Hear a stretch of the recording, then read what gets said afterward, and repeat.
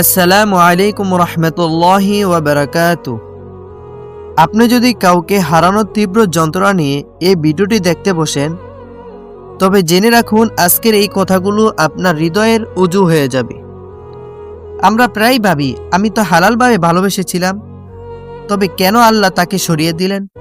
মনে রাখবেন, ভালোবাসা যদি সত্যিই পবিত্র হয়, তবে আল্লাহ তা অকারণে ভাঙ্গেন না।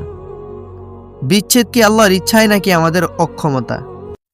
আল্লাহ পবিত্র সম্পর্ক ভাঙ্গেন না, বরং সম্পর্ক ভেঙে যায় আমাদের ভুল বোঝাবুঝি, ধৈর্যের অভাব এবং তাকদীর বোঝার অক্ষমতায়।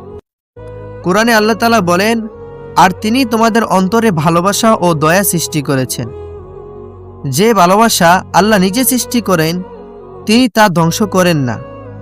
তবে কখনো কখনো আল্লাহ কাউকে সরিয়ে নেন, কারণ তিনি জানেন সেই ভালোবাসার শেষ পরিণতি কি। কষ্ট আসা মানেই কি সম্পর্কটি হারাম ছিল?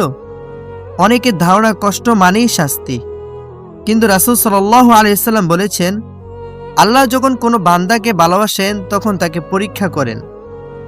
যদি আপনার ভালোবাসা আপনাকে রাতে আল্লাহর সামনে সিজদা বসায়, আপনাকে পাপ থেকে দূরে রাখে, তবে সেই ভালোবাসা আল্লাহর কাছে ঘৃণিত নয়। আল্লাহ কখনো আপনাকে বাঁচাতে আপনার প্রিয় কিছু কেড়ে নেন। কল্যাণের গোপন রহস্য হতে পারে তোমরা কোনো বিষয়কে অপছন্দ করো, অথচ তাতেই তোমাদের জন্য কল্যাণ রয়েছে। কোনো ভালোবাসা আল্লাহ নিজ হাতে রক্ষা করেন, সব ভালোবাসা হারিয়ে যায় না। যে সম্পর্কের ভিত্তি তাকওয়া, আল্লাহর ভীতি, যেখানে গুনাহের লুকোচুরি নেই, সেই সম্পর্কের দায়িত্ব আল্লাহ নিজেই নেন। রাসূল সাল্লাল্লাহু আলাইহি সাল্লাম বলেছেন, যে ব্যক্তি আল্লাহর জন্য ভালোবাসে এবং আল্লাহর জন্য বিরত থাকে, তার ঈমান পূর্ণ। যদি কোনো সম্পর্ক হাজার বাধা সত্ত্বেও টিকে যায়, তবে বুঝবেন সেটি আল্লাহর বিশেষ হেফাজত। আর যা ভেঙে যায়, বুঝবেন আল্লাহ আপনাকে আরো উত্তম কিছুর জন্য প্রস্তুত করছেন।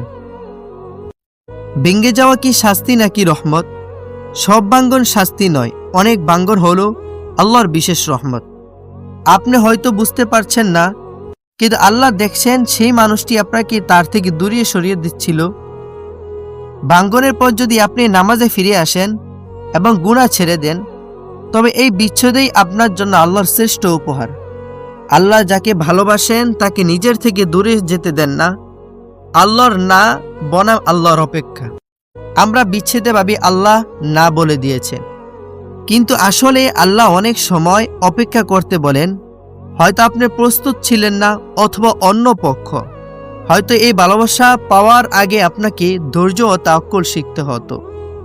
রাসূল সাল্লাল্লাহু আলাইহি সাল্লাম বলেছেন, দোয়া কবুল হয় সে অনুযায়ী, নয়তো তা থেকে বড় কোনো বিপদ দূর করা হয়। আল্লাহর প্রতিশ্রুতির উপর ভরসা। আল্লাহ কখনো আপনার হালাল ভালোবাসা ও চোখের পানি বৃথা যেতে দেন না। তিনি হয় সেই মানুষকে ফিরিয়ে দিবেন, নয়তো তার চেয়ে উত্তম কাউকে আপনার জীবনে পাঠাবেন।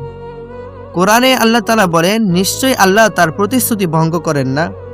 আল্লাহ আপনাকে শূন্য করার জন্য কিছু কেড়ে নেন না, বরং আপনার হাত খালি করেন আরো বড় কিছু পূর্ণ করার জন্য। এই ভিডিওর বার্তা যদি আপনার মনে সামান্যতম প্রশান্তি দিয়ে থাকে, তবে একটি লাইক দিয়ে আমাদের পাশে থাকুন। আপনার একটি শেয়ার হয়তো অন্য কোনো ভাঙ্গা হৃদয়কে নতুন করে বাঁচার স্বপ্ন দেখাবে। আপনি কি আল্লাহর ফয়সালার উপর ভরসা করতে প্রস্তুত? আল্লাহ আমাদের সবাইকে হালাল ভালোবাসা ও সবর দান করুন। আমিন।